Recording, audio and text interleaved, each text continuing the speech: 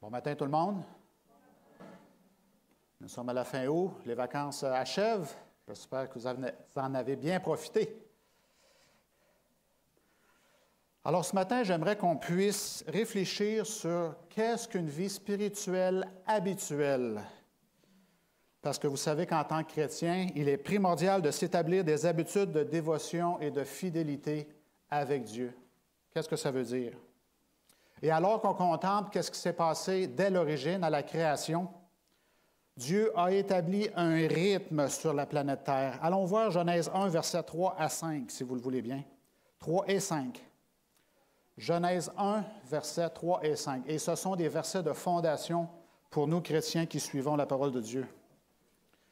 Au verset 3, il est dit « Que la lumière soit, et la lumière fut. » Et au verset 5, l'explication est donnée. Dieu appela la lumière jour et il appela les ténèbres nuit. Ainsi, il y eut un soir et il y eut un matin. Ce fut le premier jour. Alors, Dieu a créé la division du temps à ce moment-là. Un rythme, un cycle a été créé avec deux choses qui s'opposaient, qui sont devenues une unité, un rythme. Alors, qu'est-ce que Dieu a fait? Un peu comme l'image que nous venons de voir, Dieu a pris la planète Terre et la tenait, il lui a donné une rotation. Et en lui donnant une rotation, il y a plein de rythmes qui sont apparus. À l'école, on a appris les rythmes de l'océan, des nuages, des continents. Il y a plein de rythmes qui ont pris place dans l'agriculture, dans la vie animale. Et sans ces rythmes-là, probablement, l'humain ne fonctionnerait pas. Et Dieu aussi a fait ces rythmes-là pour que notre vie spirituelle soit balancée aussi par ces rythmes. Si vos besoins physiques, émotionnels et sociaux ne sont pas comblés, le spirituel, qui est l'élément supérieur au-dessus de ça, va souffrir également aussi. Il va souffrir le premier même. Dieu est celui qui nous a tout donné, ce qui était nécessaire pour avoir une vie spirituelle épanouie à l'origine. Mais à cause du péché, vous le savez bien, Jésus est venu pour rétablir pleinement un rythme équilibré pour nos vies spirituelles. Ce qu'on ne voit pas finalement, ce qu'on voit moins. Et vous savez, dans le Nouveau Testament, Jésus vient et il devient le modèle de nos vies. Et il dit, grosso modo, il dit, « Suivez mon exemple. Voici comment faire. » Il y a un article de recherche de l'Université Duke qui a découvert que 40 de nos actions quotidiennes que nous faisons chaque jour sont des actions de routine. On va même juste les faire parce que ça nous rassure. Est-ce que ça vous est déjà arrivé qu'un bon matin, vous cherchez vos idées et puis vous allez, vous ouvrez la porte du frigidaire? Vous dites, pourquoi j'ouvre la porte du frigidaire alors que je suis en réflexion, complètement en train de faire d'autres choses? Alors, c'est un acte de routine qui nous rassure. C'est un peu comme les résolutions de la nouvelle année, finalement. Vous savez, on aime prendre des nouvelles résolutions. Ça dure 1 semaine, 2 semaines, et des fois après un mois, puis là, finalement, on oublie. Mais les bonnes habitudes doivent faire partie de nous. Et malheureusement, nous vivons dans une culture de gratification instantanée. Vous avez le goût salé, sucré, vous allez au dépanneur, juste en bas, c'est pas loin. Le fast-food, c'est proche. Le bar sportif est à côté pour le divertissement. Tous nos sens peuvent être satisfaits presque instantanément aujourd'hui. Si vous attendez plus que 4 minutes au Harvey's, au A&W ou au Thai Express, vous pensez déjà, je pense que je vais aller faire une plainte, ça fait 4 minutes que j'attends pour mon repas. Et ça, nous le faisons pour nos vies physiques, mais malheureusement, on le fait aussi pour nos vies spirituelles. Nous apportons notre attitude de l'extérieur et on veut adapter ça ici à l'intérieur, même de notre communauté ici à l'Église. On ne veut pas mettre aucun effort pour avancer, mais nous voulons des résultats et de l'avancement dans nos communautés et du développement spirituel avec nos fruits de l'esprit. On veut des résultats sans effort. Et on a l'apôtre Paul qui nous rappelle dans 1 Corinthiens 9, versets 24 à 27. Allons voir 1 Corinthiens 9, 24 à 27, c'est des choses que vous connaissez bien. Il nous rappelle c'est quoi la vie d'un croyant, d'un chrétien. Ne savez-vous pas que ceux qui courent dans le stade courent tous, mais qu'un seul remporte le prix? Courez de manière à le remporter. Tous ceux qui combattent s'imposent toute espèce d'abstinence et ils le font pour obtenir une couronne corruptible. Mais nous faisons-le pour une couronne incorruptible. Alors ici, il y a le mot athlète, et vous le savez bien, hein, aux Jeux olympiques, avec le mot athlète vient le mot discipline, avec le mot discipline vient le mot routine. Et l'apôtre Paul réitère ici que la vie spirituelle n'est pas différente. On a besoin de se discipliner soi-même. On doit exercer un contrôle de soi-même dans toute notre vie. Et le contrôle de soi, ce n'est pas un mot très populaire aujourd'hui. On aime mieux faire ce que ça nous tente. Faisons ça facile, hein, c'est ce qu'on se dit. Alors, on voit encore 1 Timothée 4, verset 8.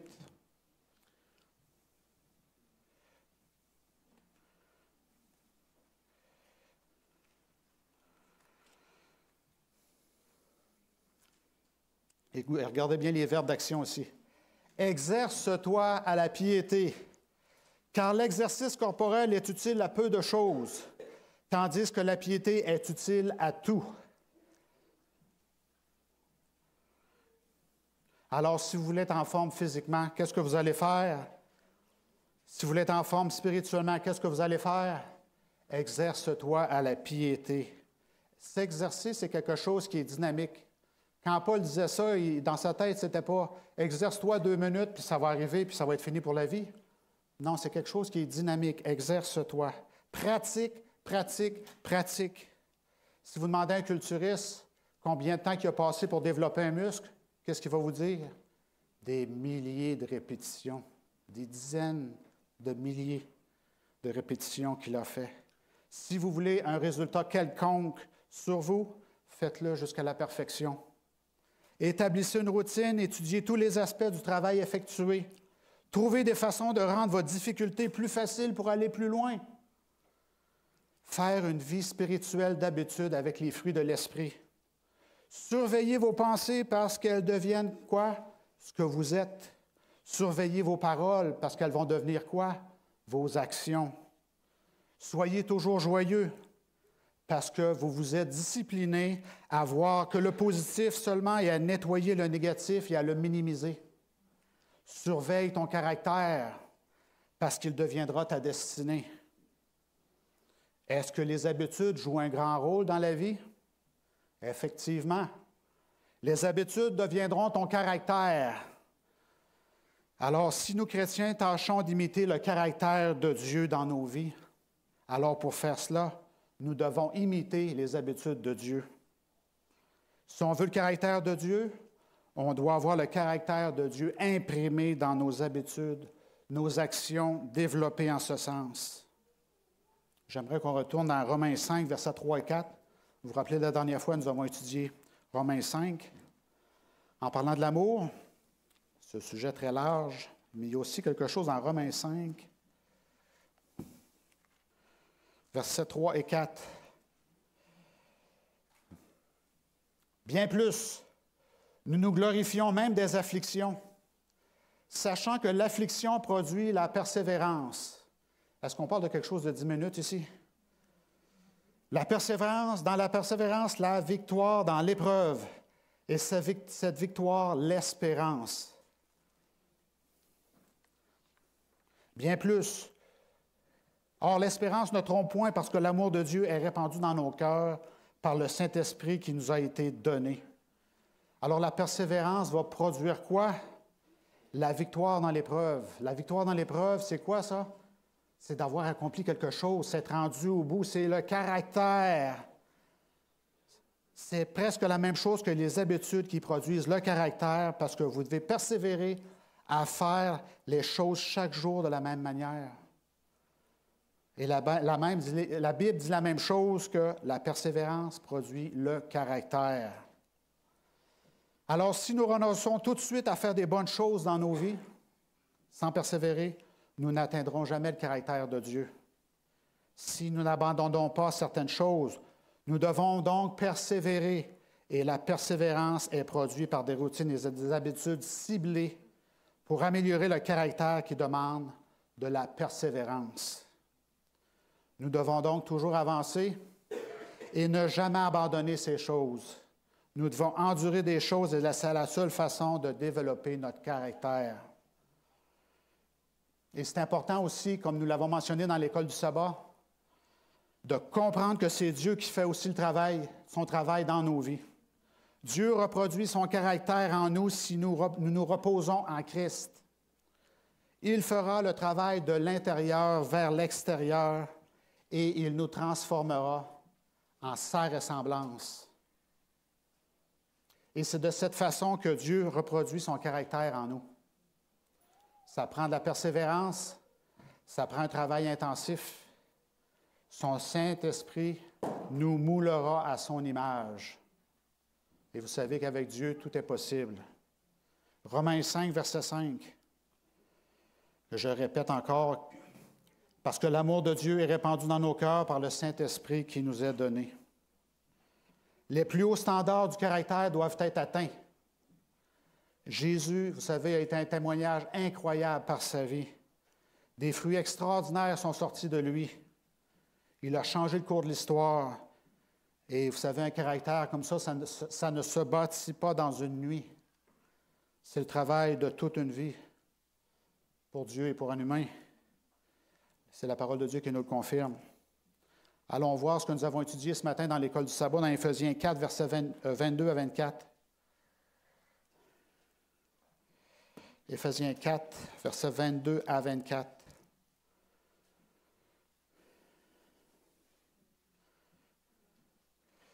En parlant de la vie passée, du vieil homme qui se corrompt par les convoitises trompeuses. Non, nous voulons être renouvelés dans l'esprit de votre intelligence et à revêtir l'homme nouveau, créé selon Dieu dans une justice et une sainteté que produit la vérité. Est-ce que ce n'est pas puissant, ce verset-là? Revêtir l'homme nouveau. L'extérieur est changé grâce à ce qui a été donné à l'intérieur. Cet homme nouveau, cette femme nouvelle va démontrer ce que le Saint-Esprit a transformé à l'intérieur. Être renouvelé, avoir cette paix intérieure. De bonnes paroles positives d'encouragement vont sortir. Des belles actions positives et altruistes vont sortir.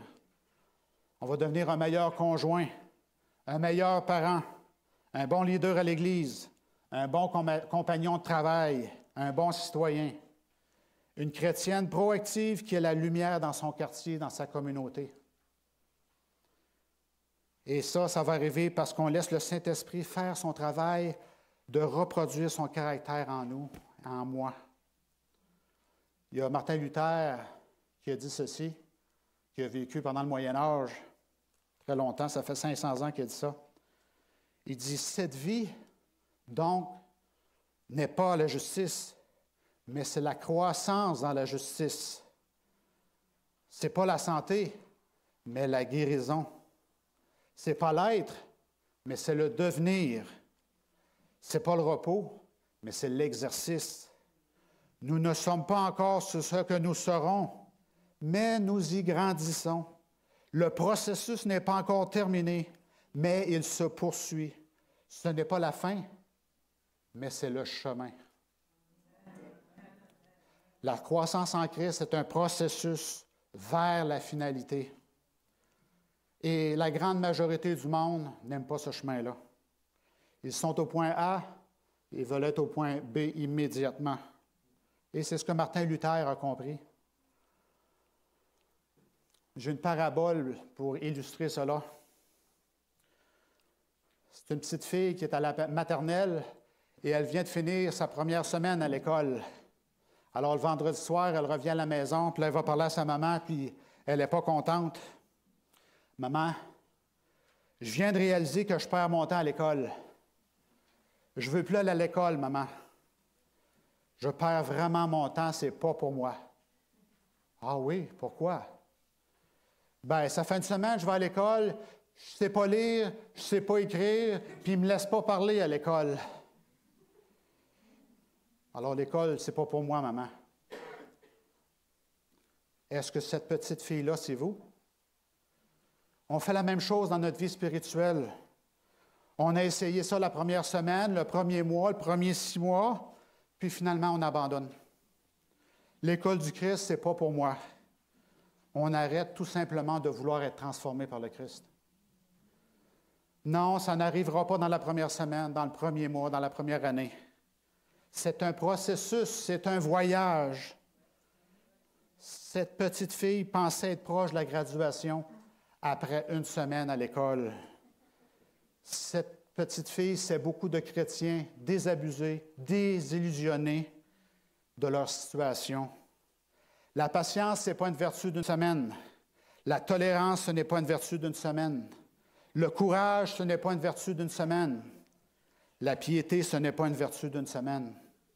C'est rien que le début d'un long processus chaotique et laborieux. En parlant d'école, à l'école du Christ, ici, ce matin, nous sommes là pour développer ses habitudes et ses routines. Jésus est celui qui nous enseigne ses bonnes habitudes. Est-ce que Jésus avait des routines? Quels sont les exemples de vie spirituelle habituelle que Jésus avait? Alors, on va aller avoir quelques-uns vite fait. Et étrangement, la plupart sont dans le livre de Luc. Luc 4, verset 16.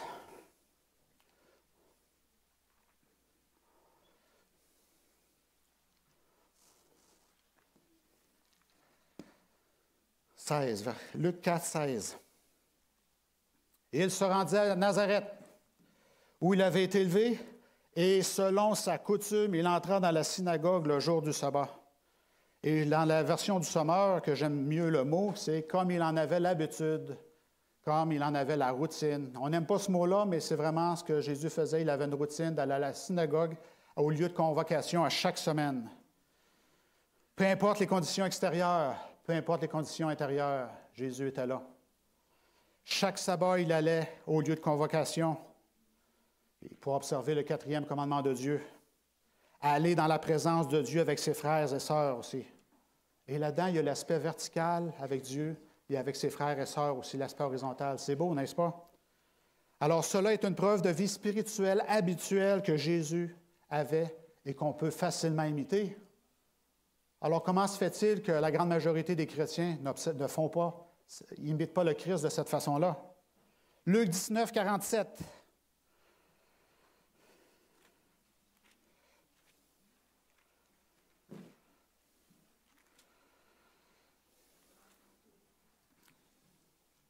Luc 19, 47. Il enseignait tous les jours dans le temple. Et les principaux sacrificateurs, les scribes et les principaux du peuple cherchaient à le faire périr. Mais ils ne savaient comment s'y prendre, car tout le peuple l'écoutait avec attention. Alors Jésus enseignait tous les jours. La vie de Jésus était un enseignement constant. On enseigne 5 % avec notre bouche et 95 % avec nos actions, vous le savez. Jésus partageait l'Évangile avec tous ceux qui l'écoutaient. Son Évangile, c'était sa vie, son témoignage de vie. Est-ce qu'on peut l'imiter aussi de cette façon-là? Bien sûr qu'on peut le faire, absolument. Luc 5, verset 16.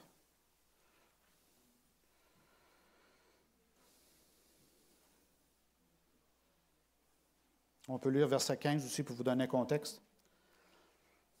Luc 5, versets 15 et 16.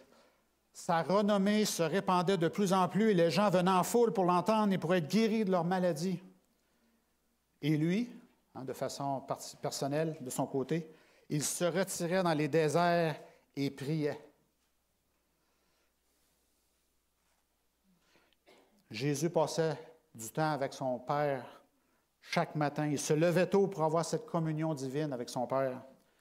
Passer du temps de qualité à communier avec Dieu, en étudiant sa parole ou en priant seul, dans un moment intime. C'est une excellente idée. Est-ce qu'on peut faire cela aussi? Absolument. Luc 9, verset 23.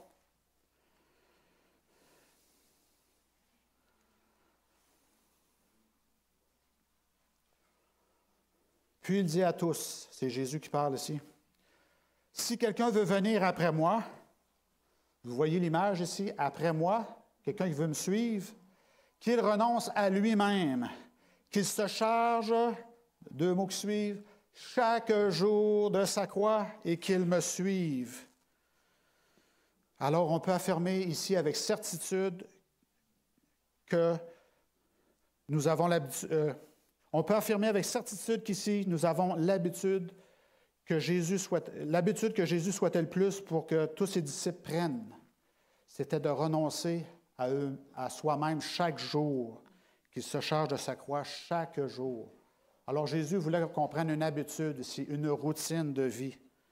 Si quelqu'un veut imiter Jésus, c'est le suivre et venir après lui.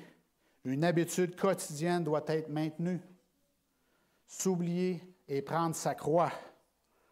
On pourrait dire aussi abandonner nos propres désirs et laisser Dieu prendre le contrôle de nos vies. Dieu veut qu'on se fasse une routine quotidienne de laisser la petite voix du Saint-Esprit nous guider pour avancer. Avoir une vie spirituelle rythmée sur la présence en continu du Saint-Esprit dans nos vies. C'est un souhait extraordinaire, n'est-ce pas? Alors, on a la confirmation aussi que l'Église primitive suivait les habitudes de Jésus. Et elle ne semblait avoir aucun problème à faire ça, contrairement à nous aujourd'hui. Acte 2, verset 42. Allons dans un autre contexte ici, où est-ce que c'est l'Église primitive qui va démontrer des actions. Acte 2, 42.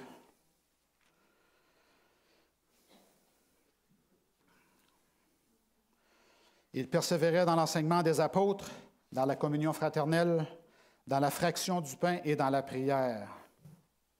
Et les premiers disciples n'ont pas questionné cette habitude-là, cette routine-là en disant « Ah, ça, c'est pas pour moi. Moi, je n'ai pas le temps, mon horaire, c'est trop chargé, je suis un professionnel et puis je ne peux pas suivre ça. Je ne suis pas confortable avec ça. » Non, ils n'ont pas dit ça. L'Église primitive n'a pas dit ça. Ils persévéraient dans l'enseignement des apôtres, dans la communion fraternelle et dans les prières. 3 éléments. Et je ne sais pas si vous avez remarqué, mais les verbes que j'ai lus sont à l'imparfait. Alors, je suis allé voir la définition d'un verbe à l'imparfait. Action continue et répétée du passé. Si ça ne décrit pas une routine, je ne sais pas ce que c'est. Hein? Il persévérait dans l'enseignement, etc., etc. Une routine basée sur une dimension verticale et horizontale. En fait, il y a 3 habitudes que l'Église apostolique a développées dès le début, ce que nous devons lire. La première habitude, c'est l'enseignement, ce que Jésus faisait. La deuxième, c'est la fraternité, être avec les frères, renforcer les liens sociaux et d'influence et de croissance. Et la troisième habitude, ce sont les prières, en suivant les mêmes habitudes de Jésus finalement, mais en groupe. Et vous savez, pour nous, plus de prières, plus de puissance. Acte 6, verset 4, réitère le principe encore une fois. Ce n'est pas moi qui ai inventé ça, n'est-ce pas? C'est le Saint-Esprit qui a mis ces petits éléments-là en place. Il faut juste les découvrir. Et cela, le verbe est au futur cette fois.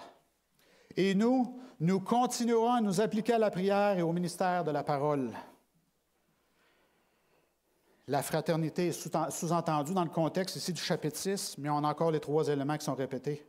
La prière, le ministère de la parole et la communauté. La fraternité. Acte 5, verset 42.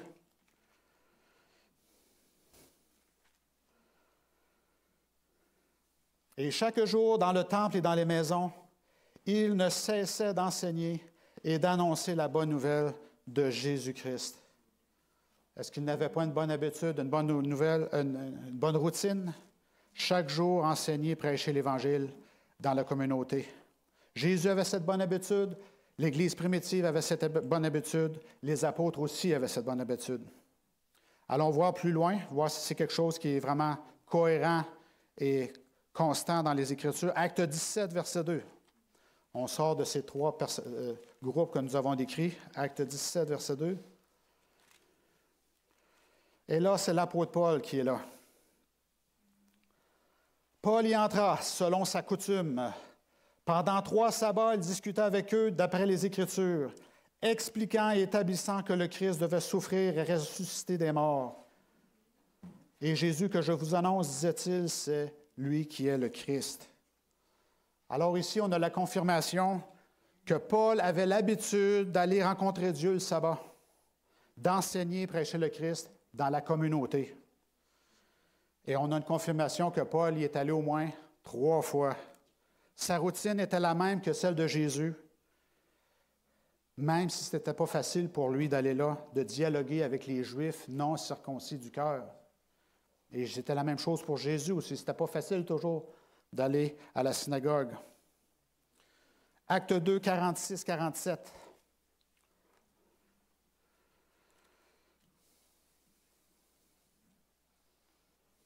Notez le verbe d'action. Un verbe d'action, lui, c'est un verbe à l'imparfait. Ils étaient chaque jour tous ensemble assidus au temple.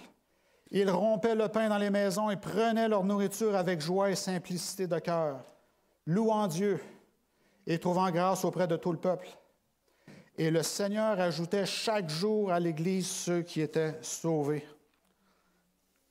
Et là, c'est un texte encore qui est très fort pour confirmer ce qu'on est en train d'étudier.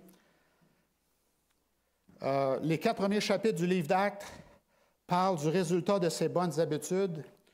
Et au verset 47 que nous venons de lire, ça dit « Ils étaient chaque jour » et ça dit « Le Seigneur ajoutait chaque jour ». Alors la bénédiction suit ce chaque jour-là. Je ne sais pas si vous remarquez.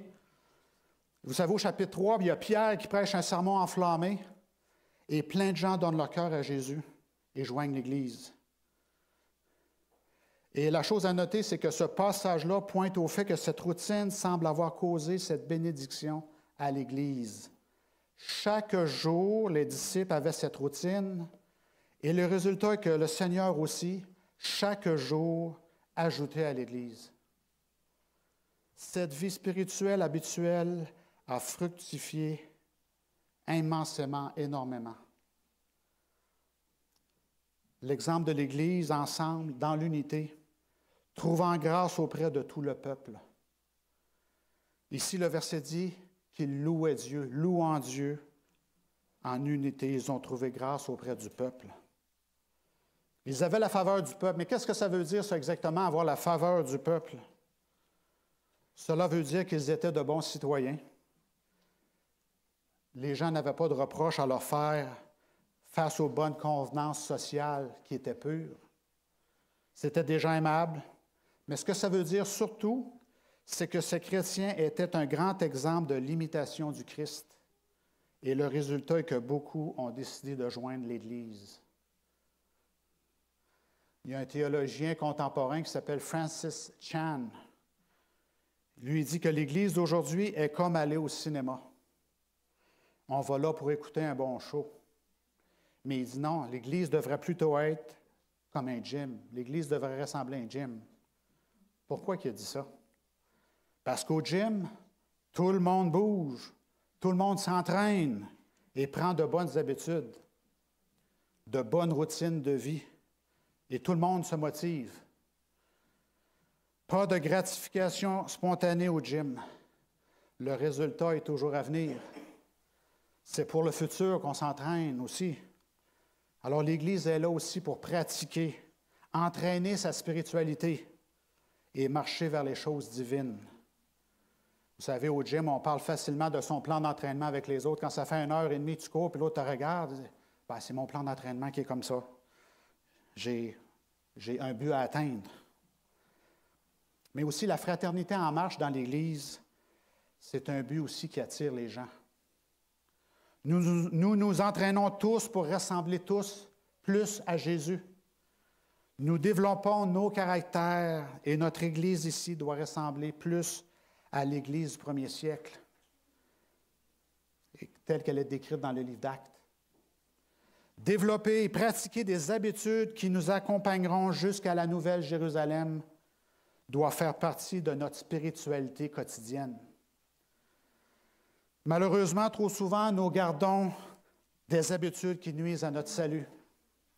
Des habitudes irritantes que nous pensons sont juste de petits détails insignifiants.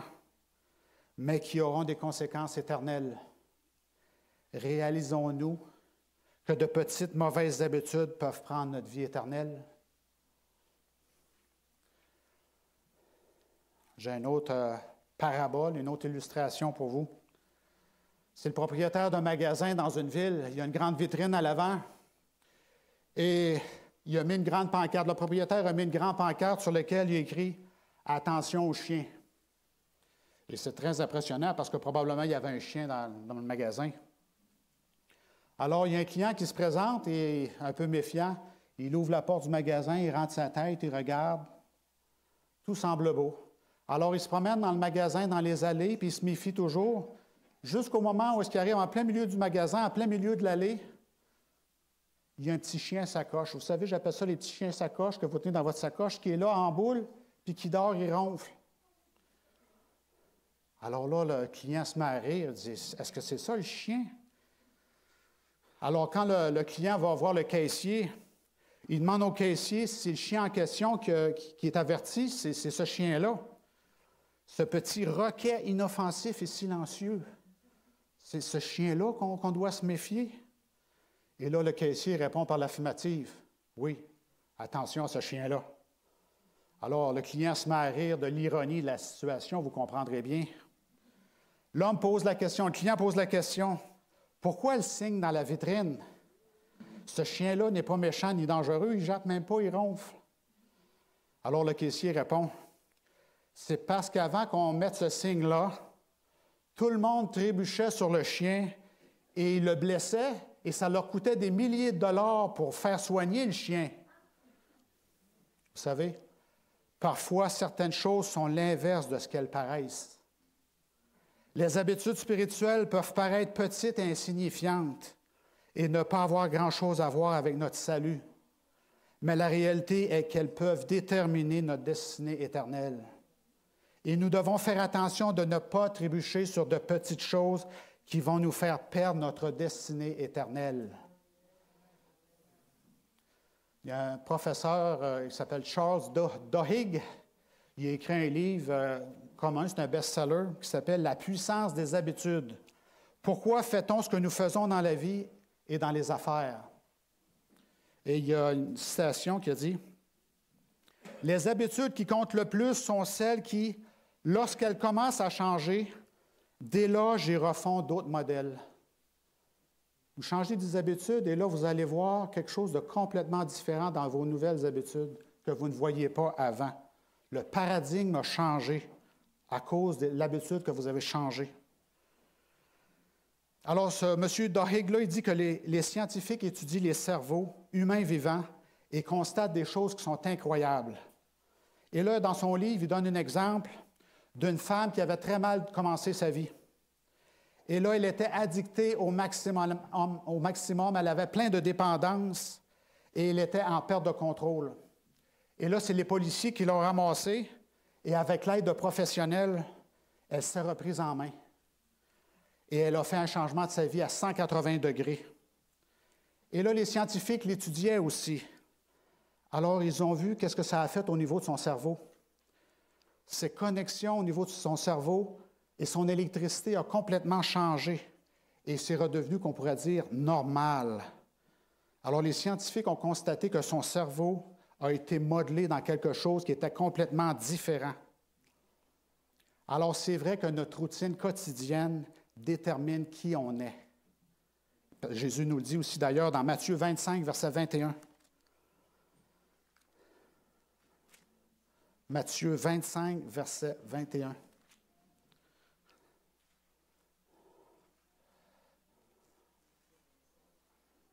Son maître lui dit, « C'est bien, bon et fidèle serviteur, tu as été fidèle en peu de choses. Je te confierai beaucoup.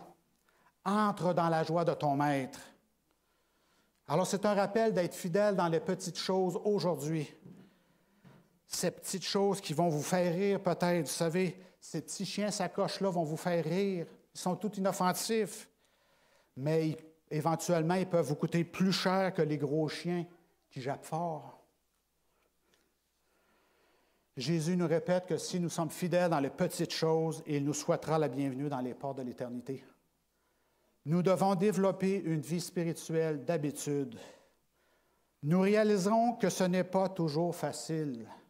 Il y a un ennemi qui est toujours là, qui va faire tout en son pouvoir pour nous empêcher de vivre une grande expérience avec Jésus, d'avoir une vie spirituelle et de grandir en Christ. Satan est là pour nous distraire, toujours nous distraire. Marc 4, verset 19 dit ceci. 4, 19.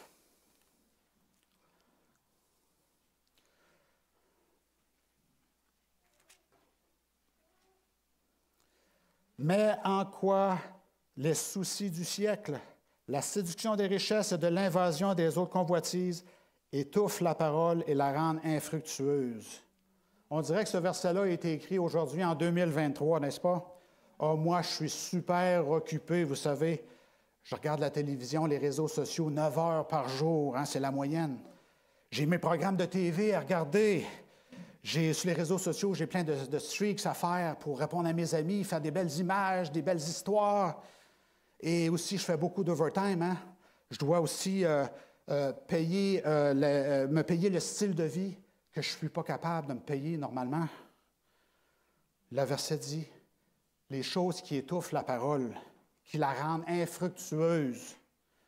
Notre expérience spirituelle devient nulle parce que notre cerveau est rempli de toutes sortes de choses inutiles.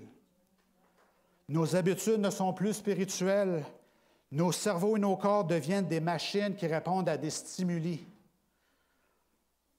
inutiles, qui ont seulement des impacts négatifs dans nos vies spirituelles. Et en Amérique du Nord, vous le savez, c'est notre défi aussi. Qui a besoin de Dieu ici au Québec? J'ai tous les docteurs que je veux, j'ai tout le matériel que je veux, j'ai accès à tous les plaisirs que je veux, j'ai la sécurité, je n'ai pas besoin de Dieu. Satan nous a tout donné. Je suis très confortable. Et finalement, j'oublie mon expérience spirituelle, habituelle, que j'ai tant besoin pour me reconnecter avec la grâce divine. Pour terminer, j'ai une citation qui vient d'Ellen White, qui s'appelle la lettre 23A, qui est absolument incroyable, qui dit ceci. Nous devons prendre garde que nous ne soyons pas surchargés, même avec ce qui semble être les soucis nécessaires de la vie, de sorte que nous soyons incapables de faire le travail le plus essentiel. La plus grande part des pensées et des activités occupées qui engagent les mains et les cœurs sont données à des intérêts égoïstes, personnels et terrestres. Ceux-ci sont autorisés à devenir si captivants qu'ils empêchent l'attention sur les choses de l'éternité. L'âme est laissée à mourir de faim, faute de nourriture. L'esprit et le corps s'épuisent après des heures prolongées d'application aux choses du monde. C'est exactement comme Satan l'a conçu. Toute la fraîcheur et la vigueur de l'esprit, toute la pensée aiguë sont données au monde. Et Dieu a la pensée faible et distraite. On donne les restants à Dieu, fruit d'un esprit fatigué et inquiet. Les choses de la plus haute importance qui se rapportent à la paix éternelle sont subordonnées aux préoccupations communes de la vie. Dieu est privé chaque jour d'un service qui renforcerait la spiritualité, élevant les pensées vers le ciel et amenant l'âme en communion avec Dieu et les saints anges. Nous vivons dans le système de Babylone que Satan a échafaudé. Il veut que toutes les populations de la terre soient tellement pleines de toutes sortes de choses qu'on va négliger ce qui est essentiel. Une relation riche et vivante avec le Sauveur, le Christ et de ses saints anges, le Christ qui nous a sauvés, accompagné de ses saints anges. Ne laissons rien entre notre Sauveur et nous. Laissons-lui la place et accumulons les expériences spirituelles avec le Christ sur une base quotidienne. Par habitude, imitons le Christ dans son caractère et son comportement. Recherchons sa face et nous comprendrons la profondeur de l'héritage qu'il a déjà pour nous aujourd'hui et pour l'éternité. Alors que le Seigneur nous transforme au travers des choix, des habitudes que nous prenons chaque jour. Amen. Notre Dieu, notre Père, Nous reconnaissons que nous avons besoin de toi dans notre vie. Merci du fait que tu cours toujours après nous et que tu veux t'établir dans notre cœur. Père Céleste, aide-nous à faire de bons choix et à te laisser travailler dans nos vies, afin que nous puissions être un jour réunis avec toi. Et c'est l'espérance que nous avons aujourd'hui. Au nom de Jésus, nous prions. Amen.